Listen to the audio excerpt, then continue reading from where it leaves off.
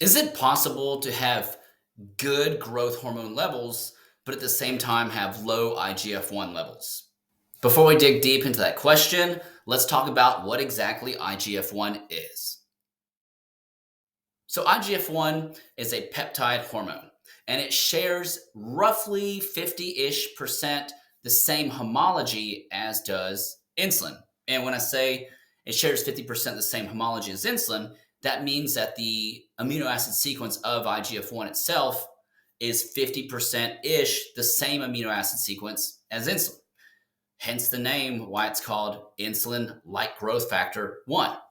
Now, one of the benefits or the vast majority of growth hormones' biological functions is actually exerted through IGF-1 itself. What that means is that IGF-1 is the downstream product of growth hormone production. Okay. So the anterior pituitary gland produces growth hormone, and growth hormone stimulates the production of IGF-1 from the liver.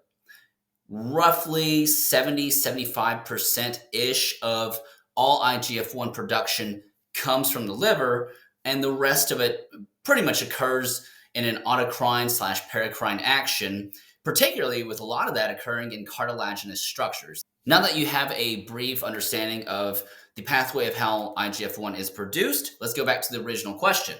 Can you have good growth hormone production in the context of having negligible and or low IGF-1 levels? And the answer is yes. And what we refer to this as GH resistance, or it's also sometimes referred to as a GH insensitivity. So essentially, the brain is telling the liver to make the IGF-1, but at the level of the liver, the production isn't happening to that response. Typically, these types of patients with an overt growth hormone insensitivity, a GH insensitivity, or GH resistance, as we call it, these are type of patients that will have some developmental problems. They may have shorter structure or a shorter stature. Their limb lengths might be smaller.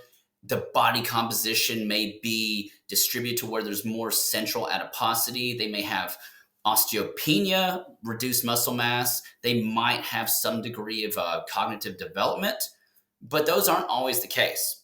Other possible causes of having a GH insensitivity would be a lot of times they'd be metabolic problems, or it could be endocrine. Let's say, for instance, insulin resistance, obesity, hypothyroidism. That's your underactive thyroid, as well as malnutrition, cachexia, and the obvious one, which is liver disease. Because again, IGF-1 is produced from the liver primarily. So if you do have some kind of secondary etiology, especially ones that are affecting your liver, then yes, that could also affect the production of IGF-1. So for instance, let's say fatty liver disease. In fact, the most common causes or most common reasons that we see low IGF-1s in our clients are due to the metabolic diseases, the fatty liver diseases, obesity, insulin resistance.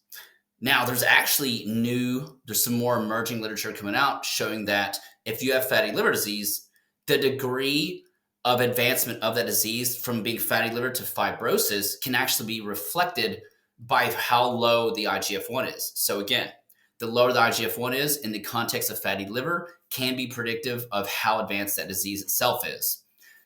Thanks for tuning in. Hope you all have a great day.